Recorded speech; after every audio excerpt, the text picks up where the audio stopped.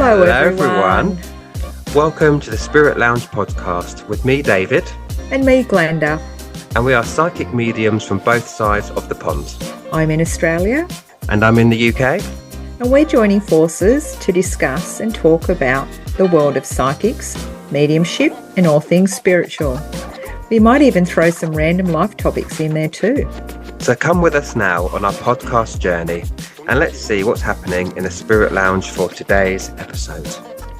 Hello everybody, well welcome to part 2 of this conversation. Hopefully you listened to part 1 already. If not, you can go back and listen to it on your podcast platforms now. But enjoy part 2 and we'll see you in a new episode. David, did you actually engage in any formal development or training to enhance your abilities? I did. So yeah, Oh. my training came through the church, so an independent spiritualist church. When I started developing by myself initially, and I found a mentor online who was more about the psychic development rather than mediumship. So when I started developing, it was really for psychism rather than for mediumship. But it just the way it went just turned out that I started to be drawn towards mediumship. So I joined a circle in a spiritualist church, and then I did the odds online course outside of that as well, and a few different things. So that's where the root of my training comes from, really, for the spiritualist church. Yeah, That's really good. I didn't have any luck here in the area that I'm in. I had to do a lot of mine online. yeah. And again, spirit taught, I always say spirit taught me everything. I always say, Spirit, okay, it's time to teach me the next steps or show me where to go. Or if you'd like me to mentor with someone, or I always say to Spirit, I'd like to mentor with someone. Show me who that will be. And every time Spirit has shown me. I don't know how I have come across the couple of mediums that I've trained with. I did work with Michael Mayo over in America. He's fantastic. I got to be with him over at Arthur Findlay College, but I spent a lot of my mediumship development with Dominic Bogue in Scotland, and he is one of the most phenomenal mediums I've ever come across. Again, Arthur Findlay College. I have done a few courses and classes with other people in the UK. I seem to be drawn to the UK. I think these mediums are a little bit more, I don't know. They seem to know mediumship pretty well. I think it's because of the spiritual churches there. And America, again, doesn't have a lot of the spiritual churches there. That's true. So the mediums, if you know a lot of the mediums in America, they train with the UK mediums. So there you go. So yeah, I did my training, most of it online. So that's how it rolls. That's got to do, isn't it? That's it. And I think that will forever be developing. It doesn't stop. No, it doesn't stop. And the best thing about doing your development with a mentor is the one thing that we have really in common is our ethics and our standards of how that we conduct ourselves and the way that we do our mediumship and our psychic work. You just go on TikTok or Instagram or listen to some of the shit online, and I tell you what, you want to run a mile for the things that they say. That's a whole other topic. That's a whole other episode, people, if you want it. That'll be a ranty one. We will go there. So, but David, did anyone give you the nudge? Did anyone encourage you to step out? Who were your people that pushed you, other than our fairy godfather? No one. To be perfectly honest. Because what happened was I was in a enclosed circle at the church. You have an open circle and a closed circle. And when you're in closed circle, you've gone a step up and you're then developing to work for the church and to be a medium for the church that you're a member of. And I've done open platform maybe 3 times, 4 at the max. Once in the closed circles development session, and then maybe 3 on separate sessions, which we had once a month. And then what happened was it got to 2020, and obviously COVID hit, and it closed the church, and the church is still not reopened. And Mm. I had the choice of, okay, do I wait for the church to be reopened, or do I go to another church somewhere else and continue that development, or do I develop myself again and continue doing other stuff? So I chose to develop myself. So I had obviously my own Facebook page at that point. And it just so happened that at that same time, various spiritual groups on Facebook would ask me to do Facebook readings for their page. And then from that came spiritualist churches asked me to do services on Zoom. And so I kind of trained myself in platform, really. Again, I had maybe 4 or 5 sessions, which is not a lot, to be perfectly honest. And so I kind of nudged myself. I didn't have someone saying, no one's ever said to me, you should go on that platform now. You should do that. No one ever said that. It was through Yeah. my own determination, I guess, where I thought, no, do you know what? I'm not going to just stop developing because my church is closed. If I want to do this, I'm not going to wait. And good job I didn't wait because it still ain't reopened. And so I just pushed myself to do it. And I don't know if that's just, I don't know, my nature, just not to give up on anything, just grab the balls the ball by the horns. I'm not sure what I was trying to say there. What are you grabbing there, David? That might come a bit wrong. And just get on with it and throw myself really into things and saying yes to certain opportunities because I thought it might help, as scary as it is. Now, Yeah. it's one of those things where someone asks you to do something and you look at the message and you start sweating. Yes. Can I get sweaty palms? Can I do that? Can I do it? And I just did it. And that's how I kind of trained myself for platform, which was through the online platform stuff first. And then, Bill came along and said, right, you're coming with me. So that's how it was. That's how it was for me. What about for you? That's awesome. Yeah, I remember my mum gave me a lot of nudges to kind of give me the courage to do it. I did have a lady that was here local. Her name was Leonie, that said to me, you need to come and do readings up at the Spirit and Soul Festival or something. And I was so nervous. I was going up for the day, and I think I smashed out 9 readings back to back. It was Right. massive for my first stepping out. The $50 readings. Yeah. It was just, can I do this? She's like, yeah, you can. And after that, I just took off. I still have people that follow my page that remember my first stepping out. And I think it's fantastic that they still follow me. And when I bump into them, they're like, oh, I've loved watching you grow and, evolve and watching your journey and the expansion. It's kind of like, oh, wow, to have those people that are watching from the start. Yeah. And yeah, it all kind of evolves. And through COVID, going online and getting that dreaded email from, our gorgeous brother, Bill,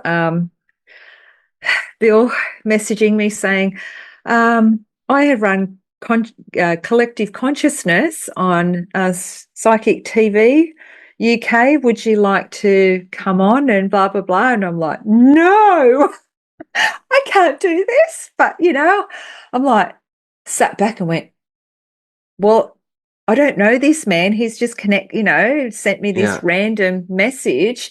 He's obviously followed me somewhere or seen how I work. And he said, I feel like we have the same ethics. And I reached out to him and went, okay. And we met up and we just got on like a house on fire. And next minute here I was getting up at 4 a.m. to go on Conscious Collective with Bill Hughes. And then, he said to me, "Oh, well, if Richard likes you, he might offer you your own show, and, he'll ask you back on." Next minute, I'm back on there. And I took over for a couple of people when they were off sick or on holidays or something. And the next minute, he's offered me my own spot.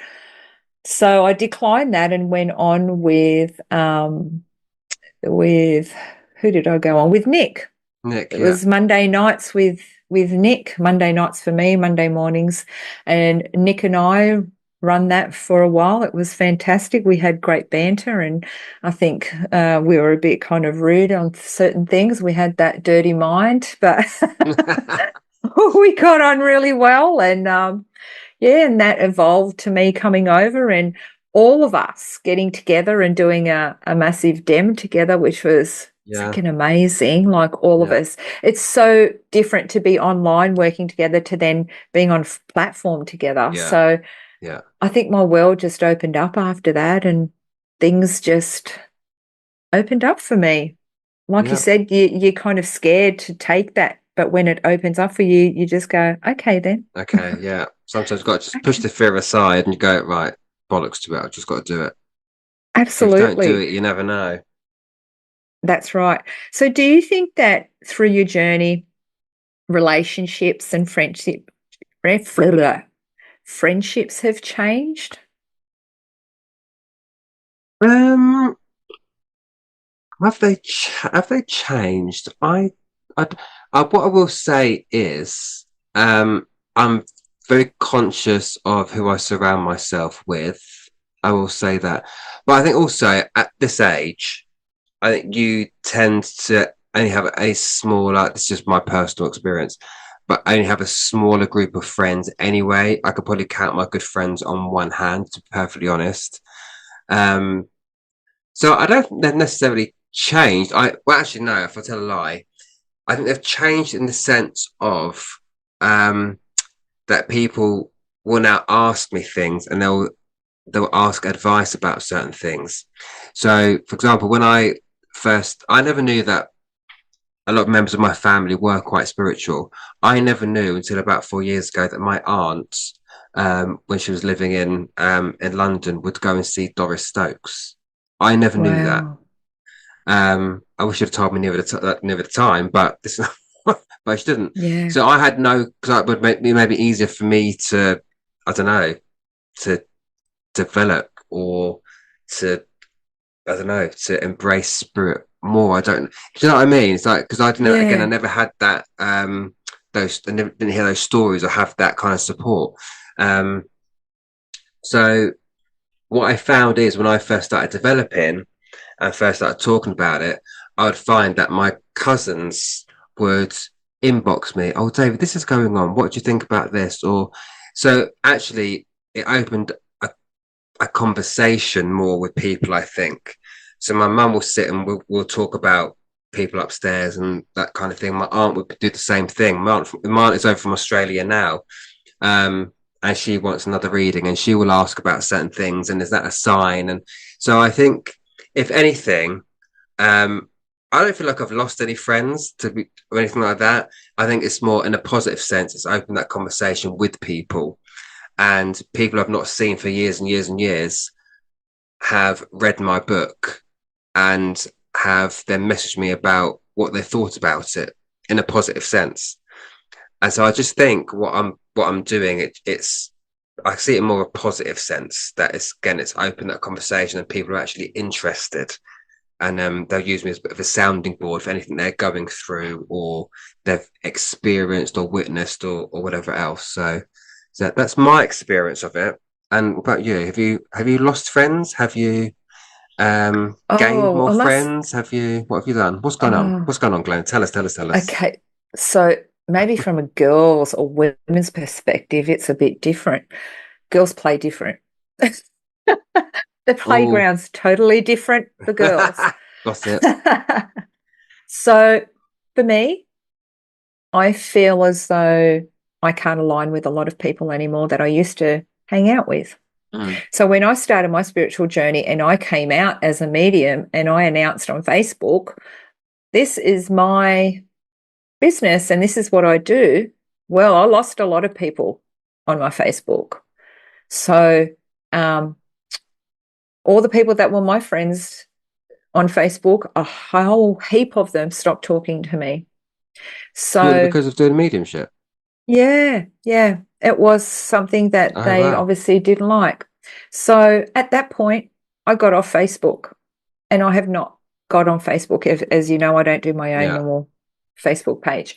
I just can't be bothered with people anymore. I can't be bothered with people's lives. I don't want to know. I'm just become so introverted, I think, that um, I only focus on my life now. And because I've become so busy with my work, I don't have time for bullshit. I don't have time for gossip and I don't have time for the negative. So a lot of those people have kind of left my group. Yeah. The way I see it and the way that I say it is we're on a different frequency now. Um, and sometimes we don't like the same radio station. So That's a good way of putting it. right? So my radio station is bouncing at this level and yours is at that level. And that's not saying that I'm any better than you, but we're Yeah. not listening to the same music anymore. And that's Yeah. okay. Mm. Am I still happy to say hello? Absolutely. Do I need to hang out with you? No. Do I need to have a million best friends and to be liked by everyone? No. But I think that comes with growth and I think it comes Yeah. with confidence and older and maybe even hitting 50 that you just don't care anymore Yeah. and that you're happy to be in your own space. Um, the people that I do surround myself with, like you said, they're my people. I will give you Yeah. 110%. And when I don't give you 110%, it's time to move on.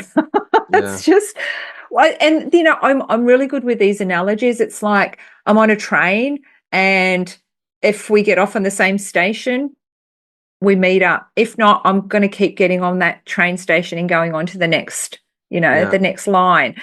And it's not to say that I'm better than you, that you're better than me. It's just that our lives have changed. Life has got busy, Mm. and um, I'll meet you where you're at. If you Yeah. give time to me, I'll give time to you. If you're Yeah. just constantly messaging me for answers, Yeah. which the other thing is that we need to learn is boundaries. Yeah. People forget about boundaries. They think that we're on tap. And Yeah. it's a message in the inbox. It's a message. Can you just tell me this? Can you tell me this? Can you tell me this? Can you tell me this? Well, sweetheart, I'm not on all the time. No. And that No. brings me to remember at the beginning when we first started, when we were continually on. Yeah. How draining was that energy to be continually on? Yeah. Absolutely. You're knackered, basically. Yeah. And every medium will go through that. If you're a developing medium and you're constantly reading people and you're getting all these hits and that sort of thing, and as soon as you sit down in a crowd of people, you get this, this, and this, and this, sweetheart, you need to turn that off or you're going to be drained. You will be very drained. And it's about, but it's about respecting yourself as well, respecting your Yeah. space, respecting your energy. I'm also very conscious. I have a partner, Yeah. and a lot of my time is for him as well. We are a couple, and I want to respect our time and our space and energy together as well. Whereas if you're always switched on doing work, answering the phone, answering the messages, you're, for me, I'm disturbing that peace and I'm disturbing the energy. Because it wasn't for him, I wouldn't be doing this work in the first place. That's part of the story. But yeah, it's about respecting yourself, your energy, your own boundaries, and make sure you're still living a human life. And someone said to Yeah. me in the very beginning is that you are still a human. We are still living an earthly existence. Just because we do what we do doesn't make us any more special or more entitled than anybody else. We're still human. So we still have to have those boundaries of okay, that's my work life, my spirit life, but it's also my personal life, my physical life that I'm trying to live here as well. So no, you have to have those boundaries put on you, otherwise people can take, not everybody obviously, but some people can tend to take advantage of you because they think you, again, like you said, on tap. Yeah. And we have an on-off button. We're not on all the time. I don't want to be going to the supermarket having spirit tap me on the shoulder. Oh Like, no, oh my then what's the God, I'd point? forget yeah, exactly. I'd forget what I need to get. So again, that on-off button, you need to use it. So, David, Glenda, advice. What advice would you give to someone who's just starting their spiritual journey and feeling overwhelmed or uncertain? first thing I'll say to remember is that's perfectly normal. Don't feel like you're by yourself or that you are doing something wrong by feeling that way. That's a normal thing to feel when you first start on this journey. The other thing I will say is learn how you learn. There's more than one way to develop, there's more than one way to learn. But whatever it is that you're doing, make sure that one, you have support, and two, that you are in the right space to blossom and to develop. I know some people, for me, I was quite lucky. I sat in one development circle and I stayed there because I felt comfortable there. I know some mediums that have developed through many different circles. They've had to try out different circles in different churches or different organizations to find the one that they're comfortable with. And I think that's really important that, again, you're not being precious if you have to try out a number of circles. What it is, it's finding what fits you, what suits you, and where you're comfortable, because you can never grow and develop in uncomfortable situations. You're not going to blossom. You're only going to blossom where you're being nurtured. So talk about flower. So a Yeah. flower can only grow in the right circumstances, in the Right right environment. situation, the right environment. Thank you. That's what I'm looking for, but I left my mind. So yeah, in the right environment. So treat yourself like that. That you can only grow and develop in the right environment for you. So just keep that in mind as well. And what else? What else would I say? I might have said enough there, but not okay. Like based on personal experience, is not letting the fear get the better of you, because it could be very, very easy to allow your fear to take over and talk you out of everything that you're learning and everything that you have learned.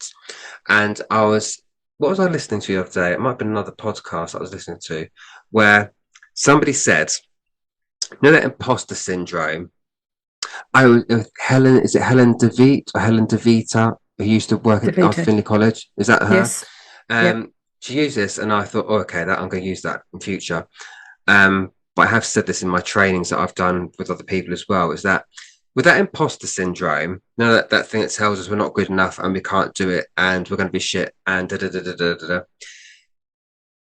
Turn it into something tangible.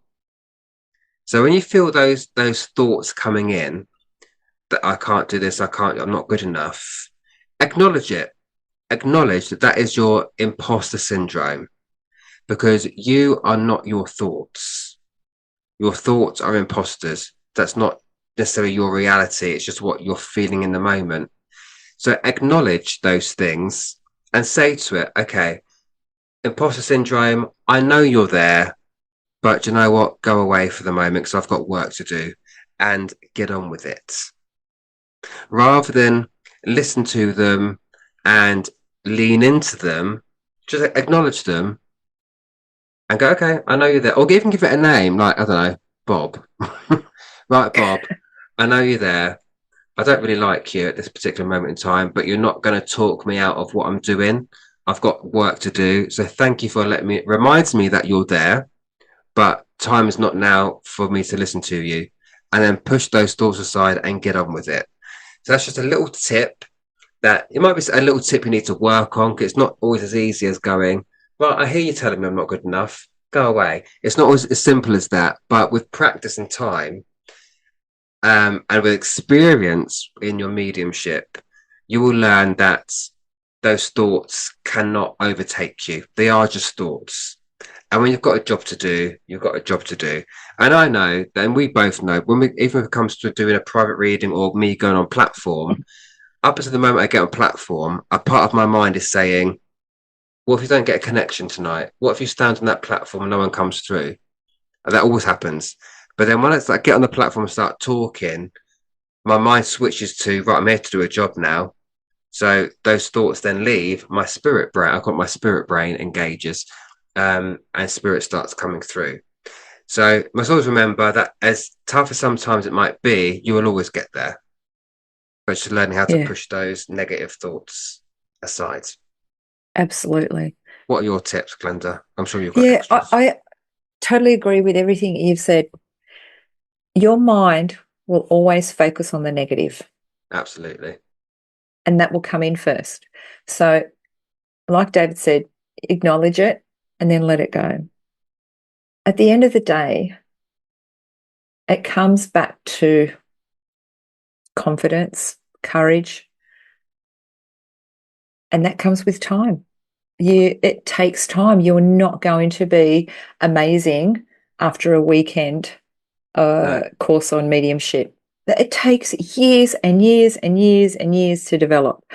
And even after years and years and years, you're still developing. Yeah. So I think it's just being patient and commitment. How much commitment are you putting in? Like we had our group that we taught all of last year, and oh my gosh, I am so bloody proud of those students. They would get together and they would practice once a month, or maybe even twice a month. They would come together and they would practice on each other. They would go out and practice on people. Unless you're putting in the work to practice, you're not going to get anywhere. So find a group that you can practice with or a circle, and it has to be the right circle. And you know what? If you have to pay to go in circles, pay for it, Yeah. because what you pay for is what you get. If you Yeah. go into a free circle, and I've been on a lot of them, I've seen a lot of them in the UK, somehow our exchange is so different. Here in Australia, in America, people pay for their development, they pay for their practice, pay for all that. In the UK, people don't like to pay, or it's Mm. it's very little Very payment small for amount. things, Yeah. very small Yeah. amount. The ones that I've seen on these practice free circles, I just don't see anyone getting anywhere with them. I feel like it's a free for all. You can say what you want. You can do as much damage on them by saying what you're Yeah. saying. There's no structure. There's no one to pull you up. But if you Mm. get into a circle where you're actually a medium is running it and they pull you up with, you can't say that. You can't just go and tell someone their partner is about to die. Yeah. Like you can't say certain things. So you're held accountable, but then you're growing. So find somewhere that you're comfortable in, not being guarded, in being yourself and just saying what you're getting, with with um, with the rules in place of what you can say, um, and be kind to yourself. Be kind, because we are our biggest critics at the end of the day. Yes. Yes. We are. So We are the that's we are the toughest on ourselves. we are. And we walk I walk away sometimes and go, oh, I could have done better. Yeah. And they go, and I get back is, oh my God, that was amazing. And Yeah. here I am going, I could have done better, Isn't it you know, always that's a bitch, that is. I've got to say. isn't it? Tougher. If especially when you care so much about what you're doing and you're passionate about it, again, Yeah. you always want to do the best. And I'm a lot better now, but I remember at the beginning of my development, I might get one thing wrong and I leave that reading going, why did I get Yeah. that wrong? Do I look shit? Do you know what I mean? You go through all those things in your head again, that imposter syndrome comes in. But yeah, as you say, you get the email back or the review that says that was bloody amazing. Yeah. And I think take those moments and absorb them, Yeah. because there needs to come a point in mediumship, and Charlie Kelly said this, so I'll give him credit for what I'm about to say. But so we need to get to a point in mediumship where we stop going, oh my God, that wasn't good enough, to right, this is going to be good and I'm going to enjoy this. Yeah, There needs to come that point at some point, and know that you are a medium because you've been doing the work. that's right. I mean, I've been on, it'll be this weekend, it'll be tomorrow. That'll be 2 years since me and I did my very, very first platform demonstration, and that was with Bill. Don't know where those 2 years have gone. Wow. But even in those 2 years, now I still, whenever I go to a platform, I always still think in my head, oh my God, what am I doing here? What if that what if that doesn't happen? What if that doesn't come through? What if I don't get this right? All those things go on. But there has to come a point where I say, David, shut your gob. You've been doing this for going into my 9th year this year. You've been doing it for this long. There needs to come a point where you say, look, I am a medium. And you know, I think that's probably what might be one of the difficult parts of development as well. It might sound really strange. When I was developing with, I did a 4 week circle with a quite a well known medium. He said to me, do you know, it's okay to say I'm David and I'm a medium, because it's still some, even sometimes now I look at myself and I go, I'm David and I'm a medium. Let's try and figure that one out together, shall we? I get it. I think, but and on top of that, I'm now a demonstrating medium, and I never thought I would call myself a demonstrating or platform medium, because I didn't develop to be that. I just developed to be a medium. And Yeah. then sometimes once we say it to ourselves, I think it becomes a reality. So it becomes a little bit more scary, doesn't it? When you put that label on yourself. But I think sometimes we need to, in order to reinforce that, yes, we are doing it. It's not a fluke. We are doing it. But even sometimes now, again, I think to myself, am I really doing that? Am I really doing it? Yeah. But that comes back to what you said earlier, Glenda, about it's a constant evolution, it's a constant growth and a constant development that we're going through. We will develop until the day we die. Yeah, we do. Hopefully, that's not tomorrow. That's in many years' time to come. Um, but we I don't will. know, David. Go on TikTok and they'll tell you that. Oh, really? Oh, that's why I avoid it. But yeah, it's an ever evolving thing. And I want to touch on also what Glenda said there as well. There's one word that Glenda used, which I think is really important, and that is patience. And I could have been accused at the beginning of my development as going a bit too fast. I was told quite a few times to take my foot off the gas, but it was only because I was so passionate about this, and I still am, and wanted to know everything in one go, that actually probably more detrimental than beneficial. So to anyone that is developing, be patient.